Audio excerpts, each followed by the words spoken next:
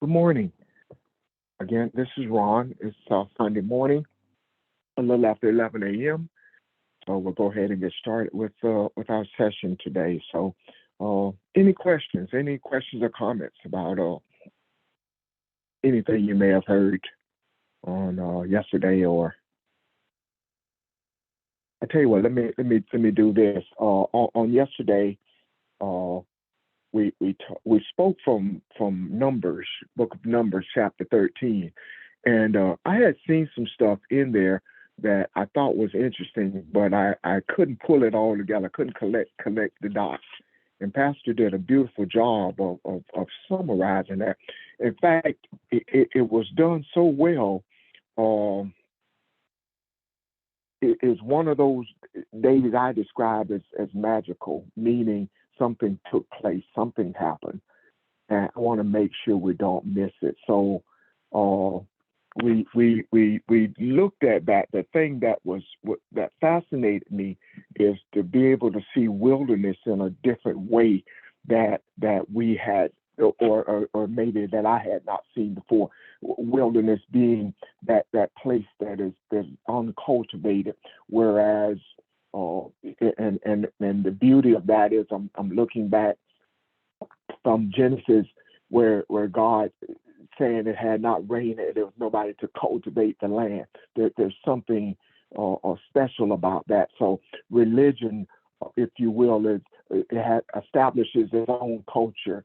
It cultivates the ground. It has saturated the ground, if you will, into a different type of belief, a different uh, something that resembles truth, but does not bring about life itself.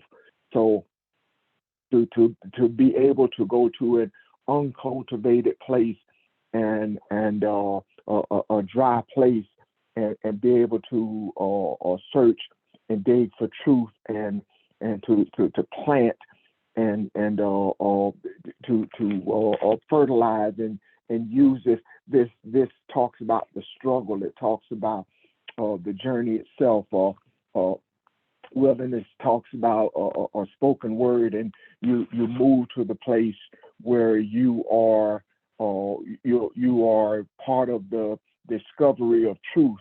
You move from seeking something to becoming, and your words become truth. You become a creator, a co-creator of all that is, and all the opportunities in the earth, and even we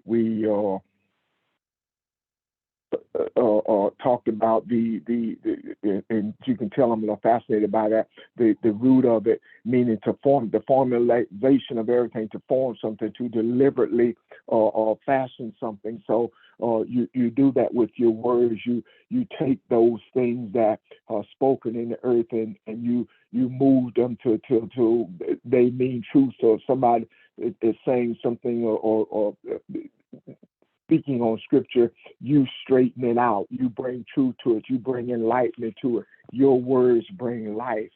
Or what was the other word that sort of fascinated me yesterday? We talked about wilderness, and we talked about Canaan uh, being the place that humbles you, that humility that is in you when you really discover who you are, and see that should be a humbling experience because of the uh, not only the self discovery, but the responsibility that comes along with that.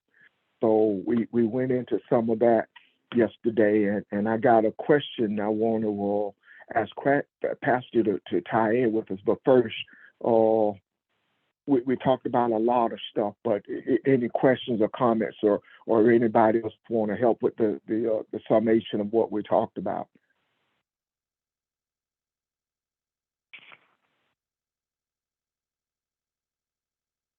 Any questions then? So again, I want to make sure that we see the full essence of this, and what I was going to ask Pastor to do is kind of go over it again, what he talked about, the what entering Canaan looks like. And he a while back, I don't know if you guys remember this, we talked about from the perspective of the pineal gland. Pastor went into the spiritual essence of the milk and honey, and what that looks like. And I'm hoping today he can tie that in so we can get a picture of this, and get a great understanding of not only where we are but who we are. So, Pastor, just in your own words, kind of go over that one more time, and let's look at that, please.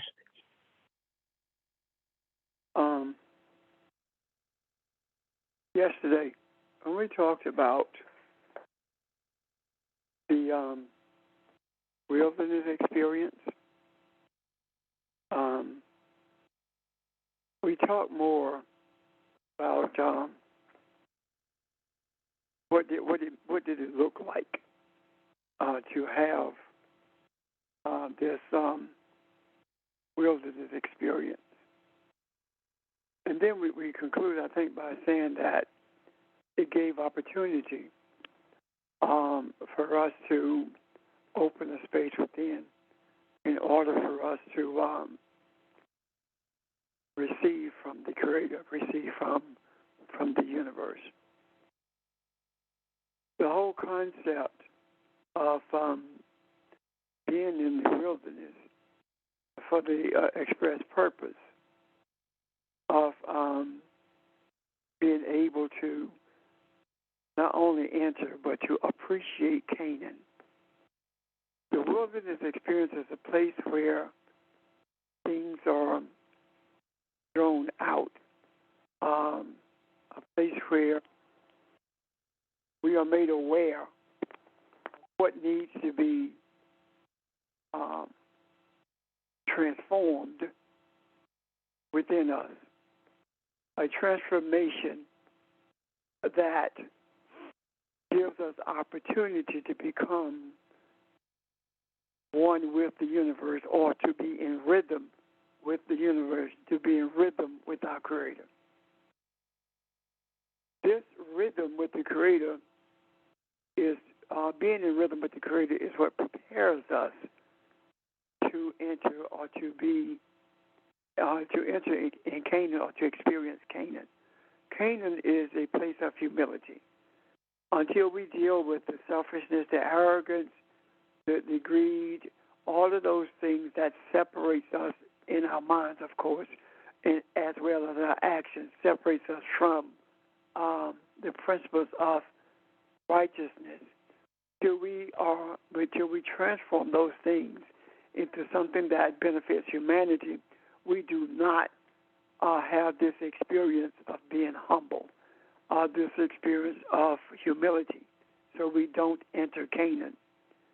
And what we saw on yesterday and have seen without understanding it clearly in the past is while what is called Israel gathered in the wilderness, the purpose of that was, as I said, to transform those qualities that those principles rather that we should not could not have and be humble at the same time. So this Israel gathering in this place is no different than us gathering ourselves or bringing ourselves together for the express purpose of being purged. And this purging is not removing something as much as it is transforming something. And here we are. And what we have experienced in actuality is that our wilderness is religion. And when we realize, our Egypt is religion, rather. And our wilderness is that journey between religion and Canaan. And when it speaks of those who died in the wilderness, and only Caleb and Jacob, Caleb and Joshua entered Canaan. This is not talking about a number of people who died in the wilderness. Neither is it talking about two people who came out of Egypt who entered into Canaan. What it's talking about are those traits that were impossible to hold on to and be humble at the same time. These are the traits that has been described as people who died in the wilderness, and only those who were born during the course of this wilderness, were able to enter into Canaan, meaning that those who left Egypt could not go into Canaan with the exception of Joshua and Caleb. So it is saying that all of those attributes that were brought with us from the bondage of religion had to be transformed into something different. There had to be a birth of our loving kindness, a birth and a desire for peace, a birth and a desire to know who we are. And this birth and these desires are what gave us opportunity to experience humility. Why is it then that Joshua and Caleb were the only two who could go in? Because if we look at what that means, they too are a transformation. One speaks to deliverance from something that we were in the past. Caleb, as we talked about yesterday, that name Caleb speaks to comes from a root meaning dog, but it also means male prostitute, or it means a seed of prostitution, and it came. The seed of prostitution came. Judah came out. Is part of the tribe of Judah, meaning that it is a part of praise. And Joshua speaks to the idea of salvation or deliverance. So when we look at these principles, we're not looking at people. What we are seeing is that the deliverance from this idea, from this concept, from this desire to be a seed of the prostitution of praise, meaning that when we are in the midst of religious settings and we are pretending to praise God, what we are actually doing is praising a God that was created by men, which means that we are a seed of prostitution. We are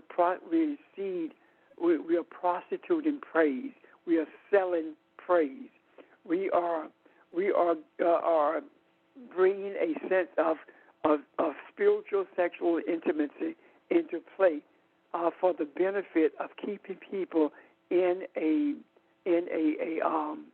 status of bondage, as opposed to bringing them to a place of the wilderness where they are able to transform into the entities that they were created to be for the express purpose of being the experience of humility. And the reason it is Joshua and Caleb is because Joshua's deliverance from this seed of the prostitution of praise, or the seed that sells praise for something to someone, for something that it is to someone who is not supposed to be praised. I'm hoping that I'm clear in what I'm trying to say. I can see it, but it's more difficult to express than it is to see. So if there are questions, it may make it a bit easier. Is this part of it understood first before I go into what Ron has asked me to do in regards to the land of milk and honey? Hello? Makes sense, y'all? I understand it a bit, yes. Okay, it's clear. Okay. So what happens in this place of humility, this Canaan place, this place of humility is called the land of milk and honey, and if we look at that physiologically, what we began to see is that in ancient times, the scriptures actually spoke more to the physical structure of the body, of the physical/spiritual structure of the body, and the land of milk and honey really speaks to what's in us. The land of milk and honey comes from the understanding of the fluids that flow from the colostrum and the brain to the pineal gland and the pituitary gland.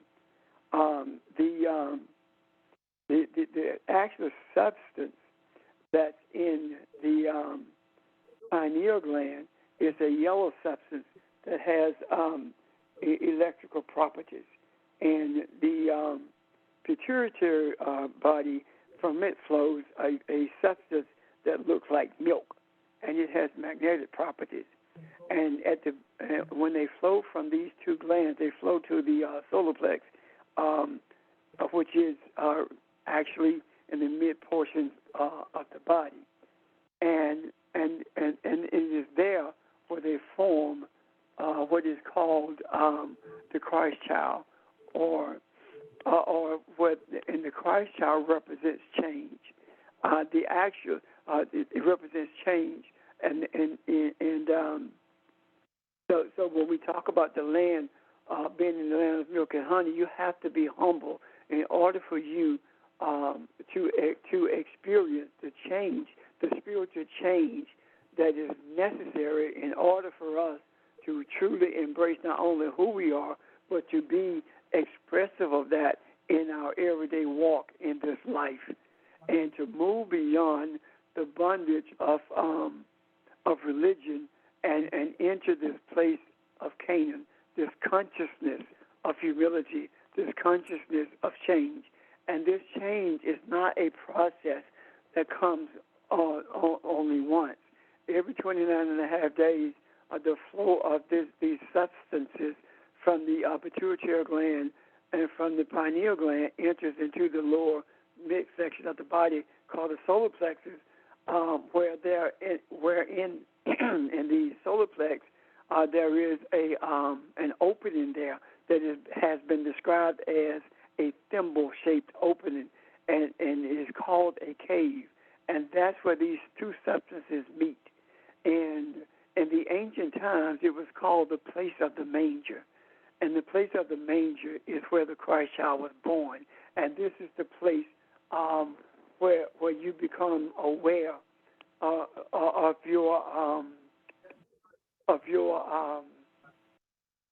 you being the Christ, meaning that of you having the power to accomplish in this earth the things that you were sent here to accomplish, meaning that it is the place where your consciousness is transformed from a consciousness of animalistic thoughts and ideas, and is transformed into a spiritual consciousness and awareness of the true essence of our being, understanding that what we see with our eyes is not who we really are.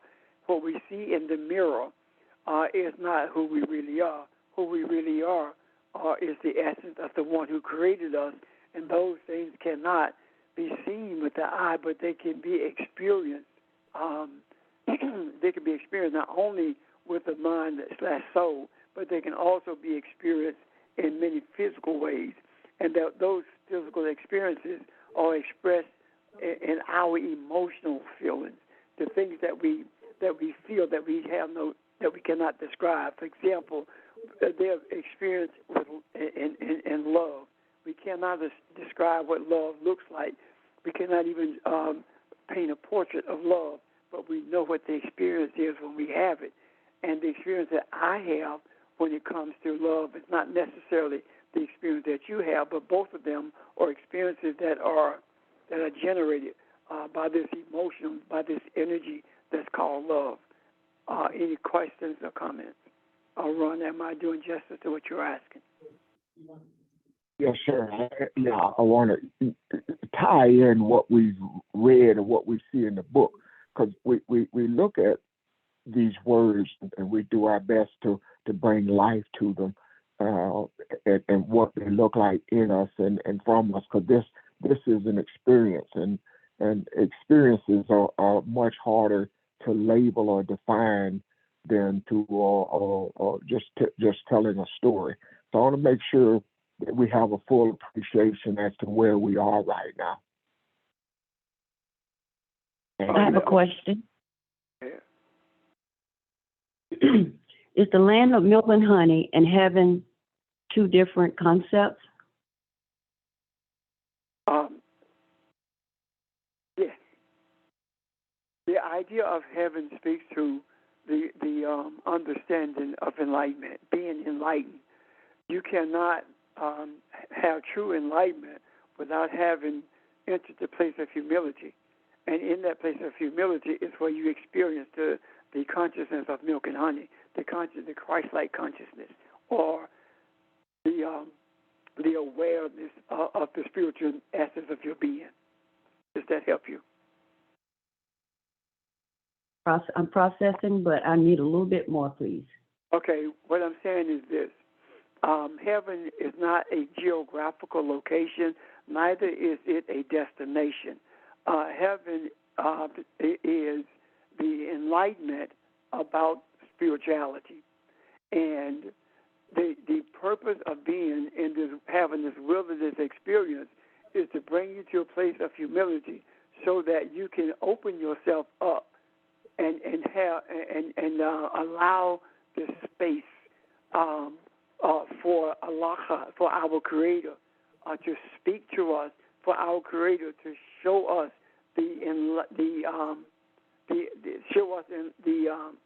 not show us, but to enlighten us as to who we were created to be and how we are to function in this earth as God, as Elohim. And in enlightening us in this way, we are in that space that's called heaven. And that space meaning that we are in this space where we are being enlightened, where we are being made aware that we are Elohim and what we are supposed to be reflective of, knowing that we are Elohim. And so the place of heaven, the place of the awareness of spiritual essence are the same places. So it is no different than going to school. And before you get there, you have all these preconceived ideals of what 2 and 2 is. And you have been taught all your life that 2 and 2 is 9. And in some cases it might be 8. But then when you get to this school, and all these things are purged from you, you have a transformation. You're transformed from someone who has been taught or guided in the wrong direction when it comes to 2 plus 2. And now you are beginning to see and embrace that 2 plus 2 is 4, regardless of where you are. So you've been enlightened to the reality that 2 plus 2 is 4. And now you have been purged of this concept that 2 plus 2 is whatever you want it to be. Does that make sense? I'm processing. I don't know if somebody else may be able to help. Well, let me ask you something. Is it a place of feeling enlightenment? It's a place of experience. Okay. And the reason I say experience is because I'm right now, for me personally, I'm being enlightened. But when you talk about feeling something, feeling is a physical experience. And I'm not having a physical experience, but I am being enlightened. So I am experiencing something as opposed to feeling something. Does that make sense? It does. Now, I guess it's something that you really can't explain or know you're in that space, that place. it's something you have an experience of more than it's easy as that to explain it, okay? Okay. Let me give you an example of how difficult it is for us. Here we are, we're sitting in our various places, and we are occupying these things that we call bodies, and at the same time, we are told that these bodies are 90+% water, right? But you don't see the water, do you?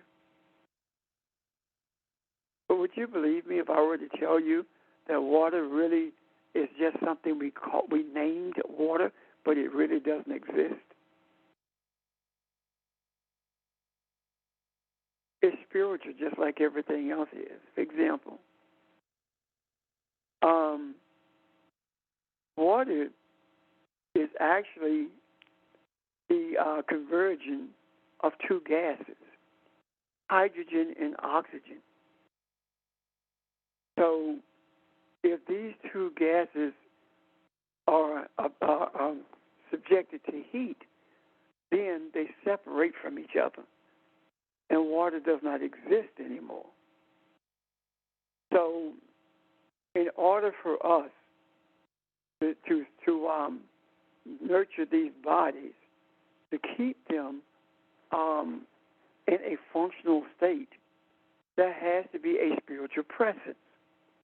And the spiritual presence in these bodies is something called oxygen or air or breath. And breath itself is gas. And within these bodies, water is what holds it supposedly together. And this water is a combination of gases.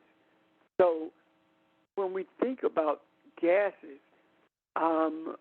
we think about substances that we cannot see, and one of the is substances that we cannot see, but we know that they exist. So how is it then that these two gases can become water? How is it then that this body that seems to be solid is actually water? The two gases become water because the vibration of these two gases is slowed down. The movement, the motion of these two gases is slowed down. And when you bring these two gases together, you slow them down and they form water. Is it vibrating? Yes, it is. Does it have rhythm? Yes, it does. And the proof of the rhythm in the water is when this Japanese scientist did tests with water and showed that the crystals in the water would change based upon the attitude and the words that were spoken over it. So these gases are functional just as they are, just as life is functional. And I'm talking about the gases of the water now. However, if you slow these gases down even more, what you get is something that's called ice. And again, ice is just a label for water that's been condensed. And water is just a label for gases that's been condensed. And gases is simply a label for spirituality. The spiritual essence, those things that we cannot see, but those things that give life to everything that exists. Does that make sense? And I'm trying my best to be as simple as possible. And if someone can help me. Everything you're saying is, I understand what you're saying, and I'm processing, but I'm embracing also what you're saying as well. I guess the example that I thought of, and I hope this helped, is a child being pregnant and carrying a child. That transformation that takes place. If you can see as much as your body makes room and creates space for this life to grow, the mother and in a perfect situation, the father as well are going through a transformation. Everybody is growing into one entity, one being, and the emphasis on the femininity that is carrying the child. So as that baby grows, so do you grow. It is an experience. It is not a destination. So you initiate the experience and you nurture it and you carry it out. And remember, one of the root words for that experience is to formalize something, to everything that you speak things into to existence and formalizing. So the formalization is the growing of that child that is inside of you. And when that birth takes place, everybody has been transformed. And the experience that you have gained through those 9 months all come to the surface when you meet that baby or you see that baby. That experience is much greater than you could ever have anticipated. So the experience of that I see anyway from the pineal gland and coming together in that recognition is a shrinking away of self. And the more I shrink away of self, the more I embrace the experience of what is taking over me. So that baby takes over you. It takes over the house. It takes over everything, and it becomes your priority. And you shrink away your needs, your wants, your desires, because your love takes over. That experience of being one with your that new baby takes over. So that's the closest I can think of in my simple little explanation of it. Does that help at all, or does it make sense? Yeah, that does. Yeah. It makes sense. Yes. What you explained actually is how, excuse me, how we go through this meditative process and what meditation is, what prayer is opening, it is creating the space for you to receive from the Creator. You have what you actually explained also is the nature of truth. When you create the space for truth, the very thing that you have searched for begins to consume you. Just like the baby in that womb, the seed, the egg, it combines, and here we are with this life growing in that womb. And as that life grows, more space is created. And it gets to the place where that life within the confines of that womb floated, and that fluid begins to take over to consume the body, because everything that body experiences, so does that fetus experience, be it thought, food, actions, it doesn't matter, movement, everything that life that you do, that mother does, that life not only becomes a part of it, but that life becomes a major influence on it.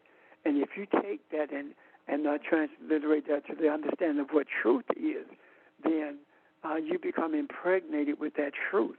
And the more this truth grows towards a period, it begins rather than gestation period, the more it begins to consume you, consume your thoughts, to make sure you're making sure that it is fed properly. You're making sure that you don't do anything to endanger the process of it. You're making sure, excuse me, that you are constantly nurturing it, that you are cultivating it. And the cultivation and nurturing of it is what we do every time that we come together to talk about truth. It also takes place every time that we are in contact with adverse circumstances, and we maintain the truth as we know it, meaning that we hold on to what we know the truth to be, and rather than allow those external stimuli, to have an adverse effect on us, we hold to this truth, which means that we are nurturing this truth, and as we nurture it, it continues to grow. And as it grows, as it reaches this period of gestation, it is birthed into the universe. It's birthed from us into the macro, so that it is made available to everyone. Like, for example, today, as we are speaking, birth is taking place. And you say, but I thought you said that there is no destination for it. It isn't a destination. Truth is something that's constantly being birthed. Just as in this earth realm, babies are constantly being birthed. just because you're not having a baby does not mean that a baby is not being birthed. You're not personally out of your body having birthing anything in terms of a child. But if we look at ourselves collectively as we do exist, then what we see is that we are constantly bringing a physical body into this earth. And you say, but men don't give birth. Yes, they do. The birth of a woman is no different. I'm sorry, the birth that a woman gives, rather, is also the birth that a man gives as well. So we are not talking about physical entities. We are talking about spiritual beings. And when we begin to embrace the reality that there is no separation between masculine and feminine energy, and thus no separation between male and female, as we spoke about yesterday, the idea of gender is only 500 years old or less. The idea of gender is, well, really, the idea of gender may be a little bit older than that, because gender identity did not come into existence until the interaction with Europeans came into existence with Eastern people, because gender was non-existent, because everyone saw each other as being an extension of itself, knowing that the seed of the man impregnated the woman, and that in itself did not say she was separate. It said that we are the same. We are one. We are,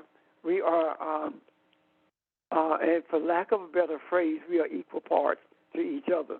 And now, but when we get to the place where we see that or believe or wrap our minds around that they're separate entities, it is at that point that we begin to have all this friction.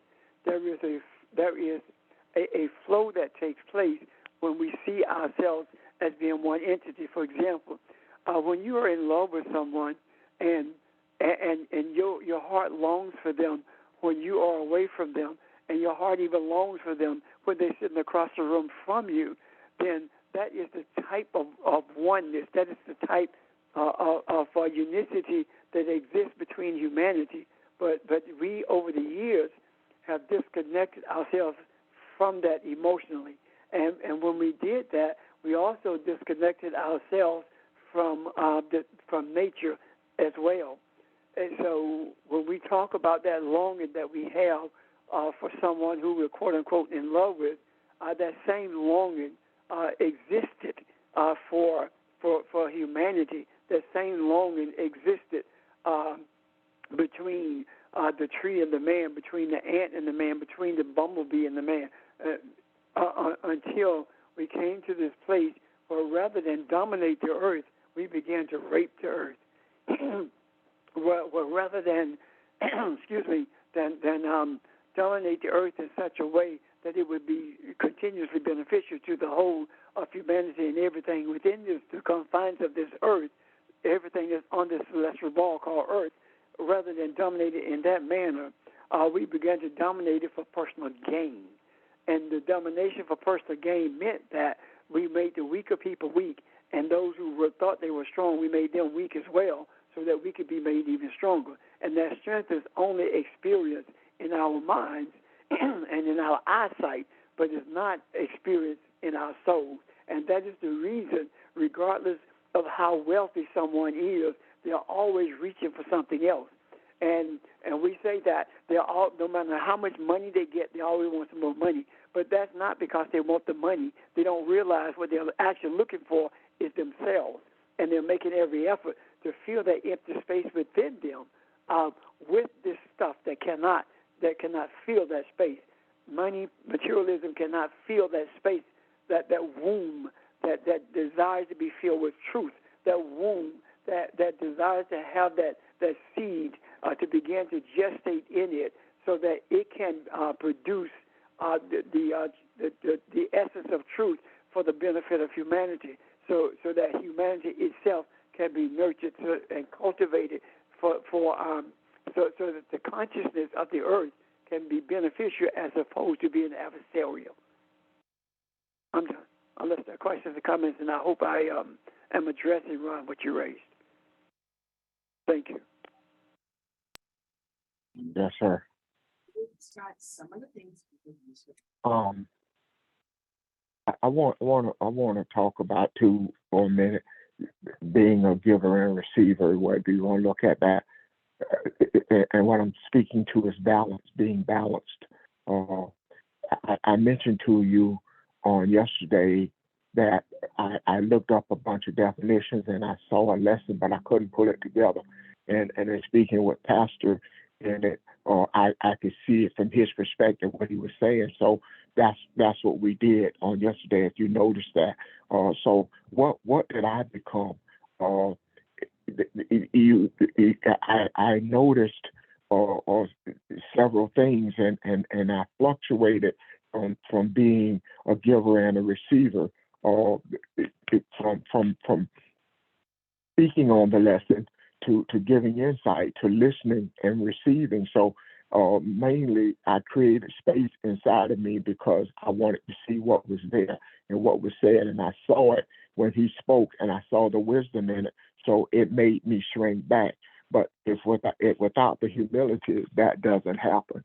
So with the humility, we are what we whatever we need to be. You are interchangeable. You are giver. You're receiver. You know when to ask questions. You would know when to give an answer. You know when to receive. You know when to sit back. So when we sit back on the phone and we listen, if we listen with an open heart, we are full of receiving. So whether you look at these masculine, feminine, or whatever, it's just showing you the balance of who we are.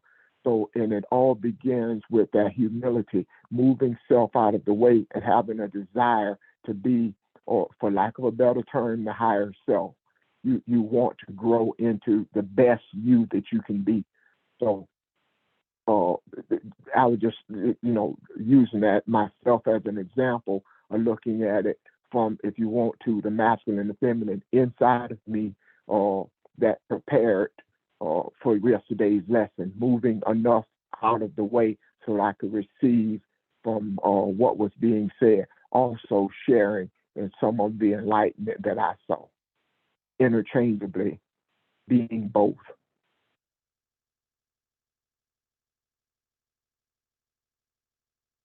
And that's in all of us, no matter if you're a man or a woman. That's who we are. And that's one thing I want us, if possible, to get away from. Well, I know it's possible, but I want us to work at that, getting away from this whole concept of separation. See, we talk about being one with, becoming one with nature again, learning what that feels like, learning how to do that.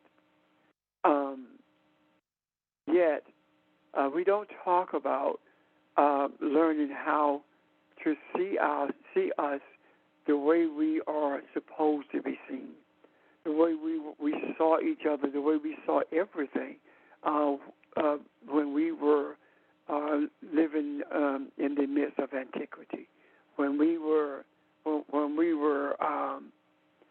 living prior to religion itself, when we lived in an age where there were no labeled religions, when we lived in an age where spirituality was life itself, not a way of life, but was life itself. How do we get to that? For me personally, what helps me to have that kind of an experience is the example that I gave about the ice earlier. I see the beginning of the water and its existence, and what I see is something that I can't see, and that's the gases, of course. And then when I see that, I reverse the process, and when I reverse the process, it's like in my mind's eye, I can see the gases floating away and intermingling with everything else, and it's not more, but it's not a seeing as with the two eyes, but it's a seeing with the eye, which means that it is experiencing a type of floating, not aimlessly, but a controlled floating, a controlled movement, a controlled existence. And what I mean by controlled it is that the floating and the existence has purpose to it. It is not just willy-nilly in any direction for any purpose. It is purposed for the for helping other men, other humans to see what it means to be human. And this whole concept of being human is not to walk around in what we call a physical body, but to understand that being human means that you are spiritual walking around in a condensed state, and that condensed state is seen as a body. That condensed state is water that has been slowed down to the extent that it does not even look like water anymore. It is not frozen, so it is not ice, but it is in a different state of existence that allows it to have motion, to have movement, but at the same time, it is not sloshing around because of the aspects of this physical earth that are intermingled with it that causes it to be in the state that it is currently in. And that is not, that this idea of continuous motion is not foreign to, or should not be foreign to us, and is not foreign in physics, because everything is in continuous motion if you look at it through the eyes of physics. Now, this is nothing new to humans, because if you look at the Hebrew, Aramaic, and Arabic, or in the Semitic language, you do not find status. You do not find not status. I'm sorry, stasis. You don't find stasis there. You don't find things that are immobile. Everything flows. Everything is in continuous motion. And when we see that everything is in continuous motion, that simply means that everything is interacting with everything at all times. And there is no thing that is not interacting with everything that exists. And this whole idea of creation has been misconstrued. And are we creators? Yes, we are. It is impossible to be the image and likeness of a creator, created by a creator, not be a creator yourself. We have misconstrued this whole idea of being a creator with the idea of being an inventor. Inventions and creations are different. We are not charged with creating the materials that allows us to invent things. An invention is a car, but the materials that allow for that car to be invented were already created. So we are not charged with creating those things. We are created. We are charged with creating spiritual essence. And in order for us to create spiritual essence, we must embrace, if not be able to regurgitate, the spiritual essence that we are and that we were created with. And the way we create with spiritual essence is by understanding the principles of spirituality, love and kindness, the principle of spirituality, forgiveness. So if we are to create spiritual essence, then what we must give credence to is an understanding of what that looks like. And we are constantly talking about all of the things in this earth that needs to be transformed, especially those things that are adversarial to the existence of certain people in the earth, i.e., people of color in particular. We talk about racism, we talk about misogyny, we talk about the lack of health care, we talk about food justice, all these things we talk about. So how is it that how do we create to make sure that these things are transformed from something that is adversarial to the existence of humanity to something that is beneficial to the existence of humanity? How do we do that? How do we make that transformation? How do we create that, rather? The way we create that is by creating in our image and likeness. if we are, excuse me, if we are, and I'm not talking about as individuals, I'm talking about collectively. If there are in the earth realm a group or a clan of people, and I'm spelling clan with a C, not a K, a clan of people in this earth, a type of people in this earth who are more forgiving than anyone else in this earth, then our objective, our purpose, our charge is to create an environment of forgiveness.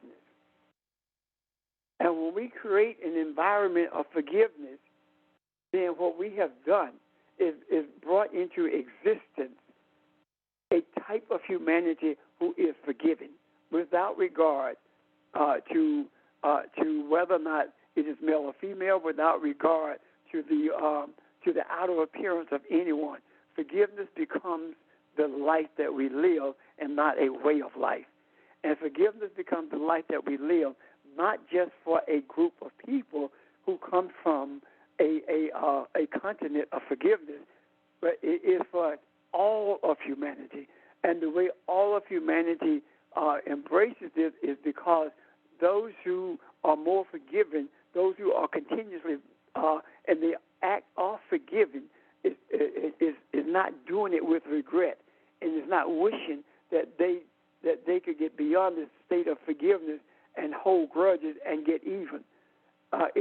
This transformation into a mindset of forgiveness and loving kindness is what brings about what rather allows us to be the creators that we were created to be. We were not created to bring into existence a different type in terms of physical form, male or female. We were created in order to bring into this earth a different type of mindset, the transformation of the earth consciousness that does not battle with unforgiveness and forgiveness, that has a constant state of righteousness and a constant desire to forgive, a constant desire to love in spite of.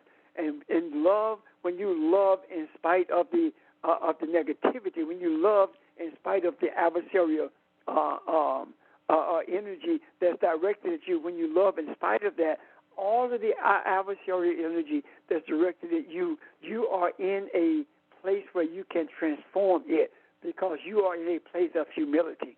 And because of your humility, and because of the consciousness of milk and honey, the consciousness of righteousness, the consciousness of loving kindness, because of that consciousness, you are able to transform that negativity. You are able to transform all of those isms into something that is beneficial not only to you, but beneficial to those who are the perpetuators of this unforgiveness, the perpetuators of hatred, the perpetuators of unrighteousness. You transform it so everyone can benefit from it. However, if you are angry with the one who's perpetuated these adversarial thoughts and attitudes, if you have hate in your heart towards them, if you don't want to be bothered with them, then you will never be the creator that you were created to be. And you will never be able to know what it feels like, to know the experience of balance, to know the experience of peace in the face of the storm, to know the experience of loving kindness in the face of hatred. You don't know what that feels like unless you are in this space where regardless of what happens, you realize that the worst, the person who hates you the worst is the one who is in the greater need of transformation. Is in a greater need of being in this laboratory of creation so that they can be created, or recreated rather, into the being that they were supposed to be from beginning. Now, what beginning am I speaking of? The beginning of which I speak is not the beginning of everything that is. I'm speaking of the beginning of physicality in the earth. From the beginning of physicality in the earth, there has been a charge that in order for the created to be what created them, they had to be creators themselves. So the substance that needed to be recreated was brought into the earth along with this physicality. And that substance was a mindset of hatred. That substance was a mindset It was a mindset of misogyny, a mindset of greed, a mindset of all the antithetical things that you can think of. And with those being brought into the earth, they are the substance with which that we have been given to create. And we don't take them in our hands and mold them. What we do, we internalize them and transform them.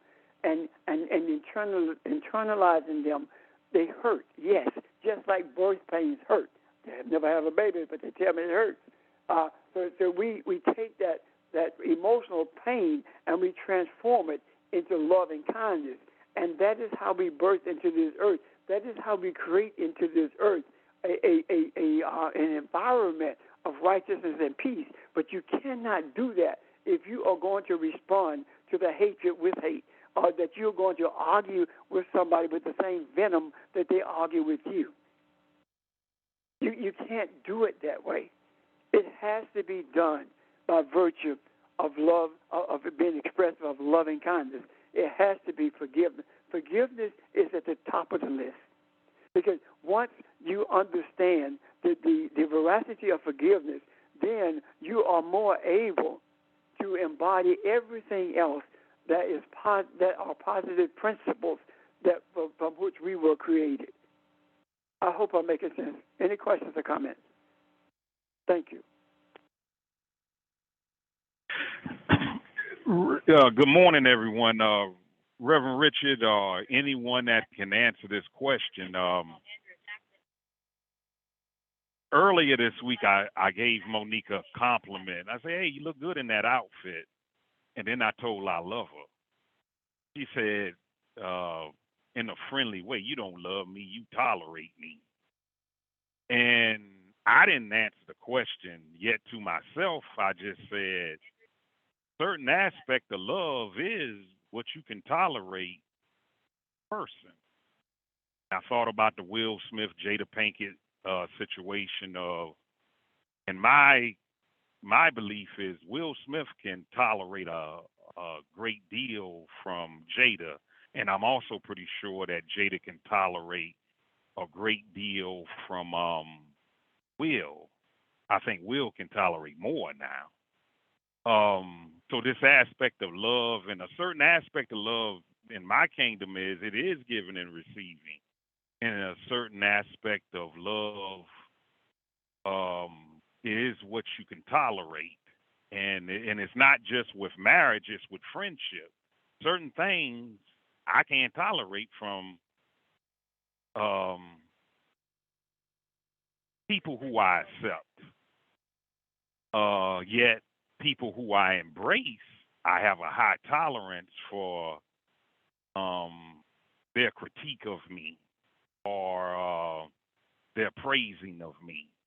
So when you say in spite of, Reverend Richard, or are you saying that's a simile of what you can tolerate? And Reverend Richard don't have to answer this question, yet he did say that in spite of. So you also feel that love is about what you can tolerate from another individual, or I'm looking at it kind of crazy?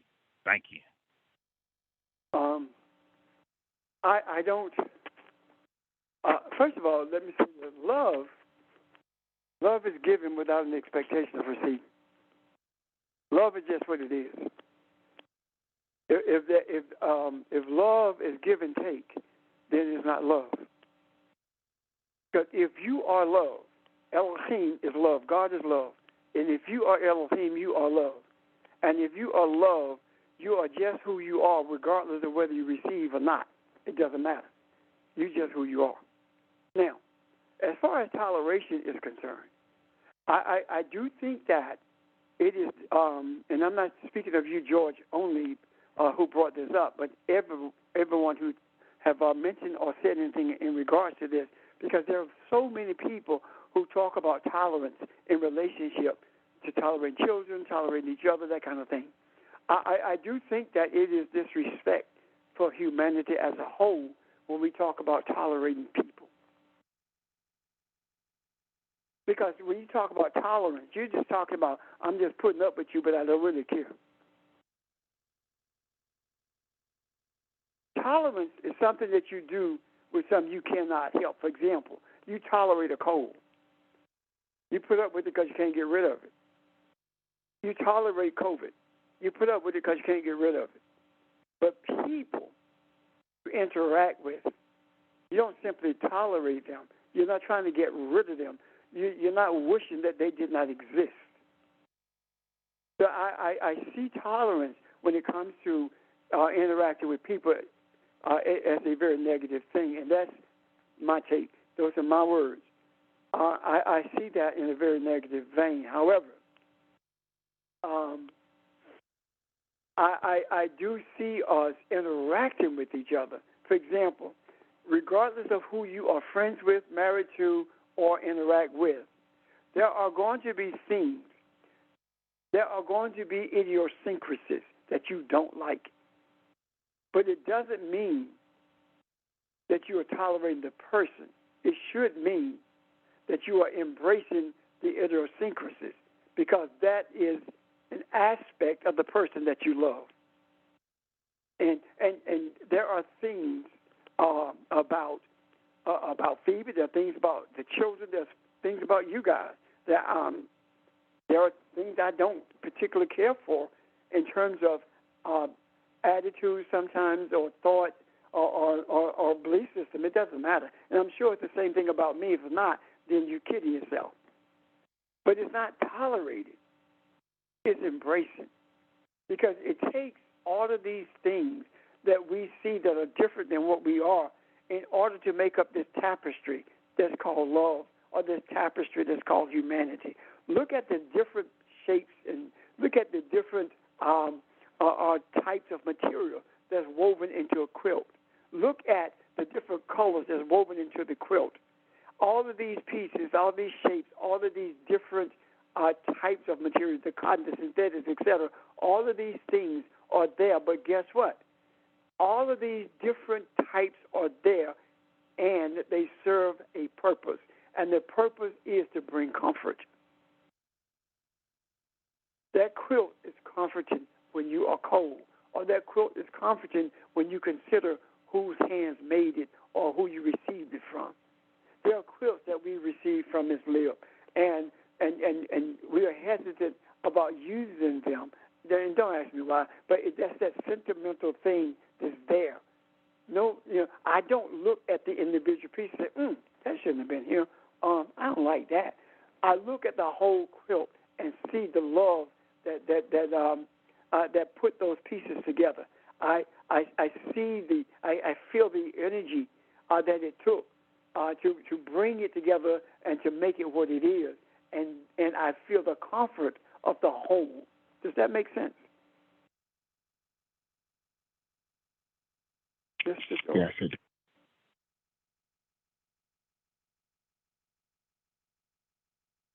Hello?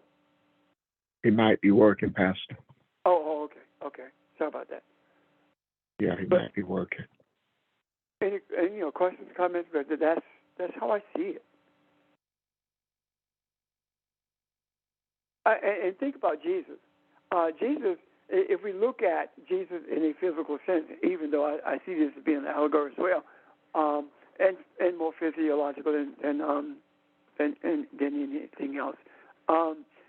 If you look at Jesus' whole band of disciples were a tapestry of different pieces, of unlike personalities, different combinations of thoughts, and if you look at it, there was everything in there, from what has been deemed to be a traitor to someone who has been loyal to death, or to someone who has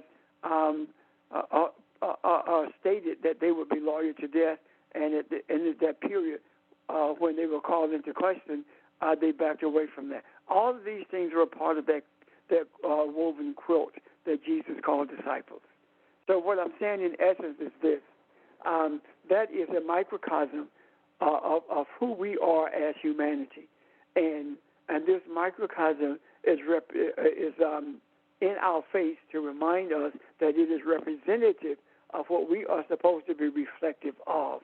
And And this supposition about what we are supposed to be reflective of really does work out to be the true essence of what we are, whether or not we embrace it.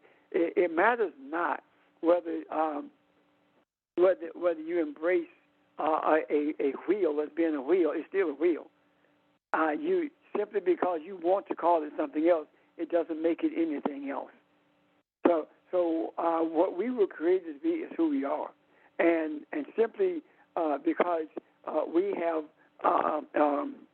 introduced all of these concepts, these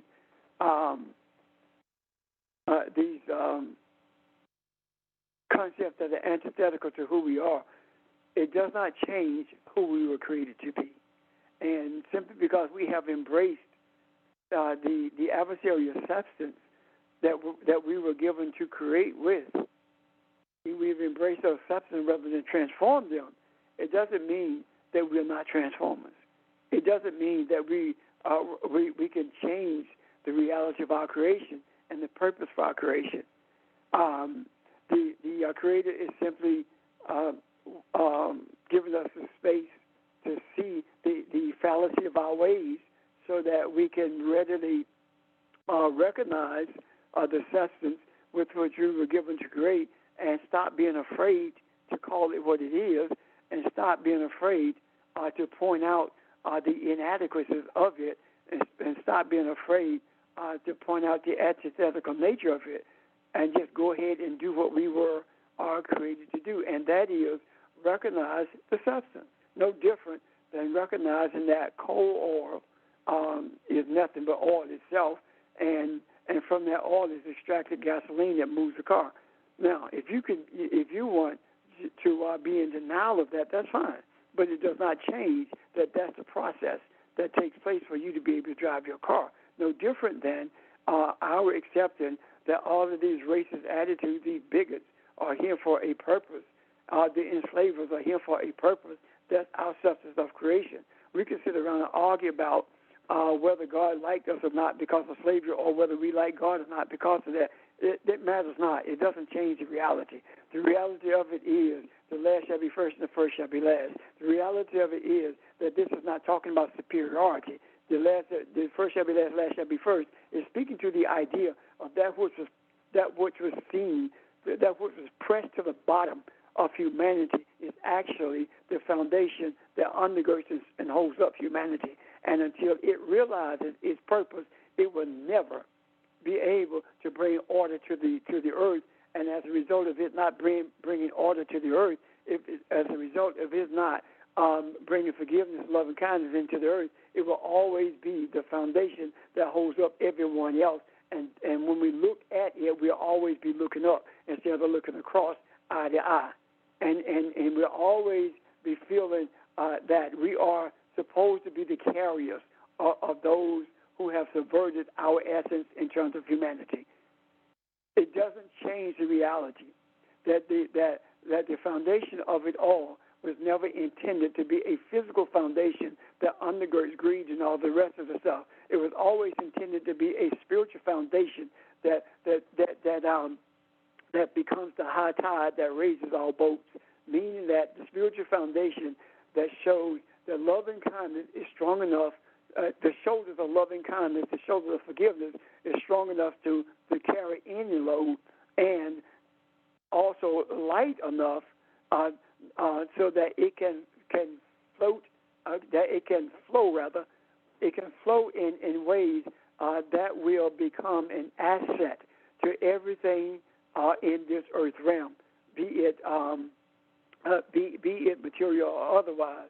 And being a spiritual asset to the material world is making sure that everything, everyone, and every animal and everything in this world benefits from each other. And being that spiritual support of this world, it means that you're flowing for the benefit of humanity itself. I'm done. Thank you. Thank you. Questions or comments, anyone?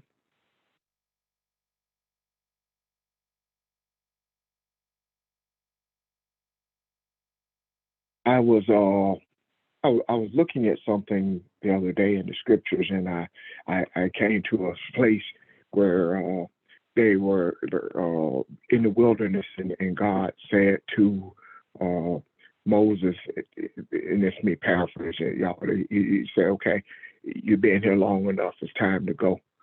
And if you notice throughout the journey of the wilderness, they frequently camped out when some big event happened, or some period of enlightenment took place, something, some opportunity took place. They would go somewhere and pause in those places that they paused had reason behind them. They were. It wasn't just a happenstance place that we're gonna stop in Spartanburg today. Like this. Where in Numbers 13, it says Moses took them out of the wilderness of Paran. Paran talks about being a burl or a main branch of a tree, and it comes from the root para, P-A-R-R-A. P-A-A-R, excuse me. It means to beautify or to bring beauty or to glorify. So when Pastor talked about bringing balance, it made me think about beauty, balance, and that's what we've discussed. We've talked about it from different aspects. We talked about balance. We talked about masculine and femininity, or coming together. We've talked about humility and allowing that space to be created in you. We talked about putting the list of things that we desire, and forgiveness being at the top of that list. All of those things that bring us to a place of humbleness.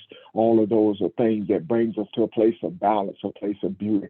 So I'm saying, as we walk through this journey, today is a good day to not only see who we are and what we are, but appreciate who and what we are. And we're at a place that's a good place to pause,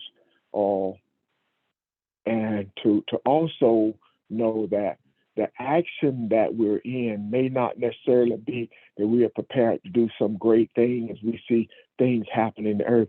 The action right now may be to maintain your focus of who you are, the journey that we've taken place, embrace that, the appreciation of it. And all of it may not always be understood or appreciated, or there may be aspects of you that are still not what you desire to be. But look at how far you've come, not how far you have to go. So embrace the journey and accept who we are now, and let the focus, regardless of what we see televised or in print or anywhere else, let that take our focus off of who we are. Okay? So again, we are at a good place to pause. We're at a good place to stop right here. Do we have any questions or comments before we close? Ron, I got a question, yet I don't think it has anything to do with the lesson. Yet if someone has a question to the lesson, if you could just give me 45 seconds after the conclusion or the benediction, I greatly appreciate it. Say that again. You want me to call you afterwards, or what do you? No.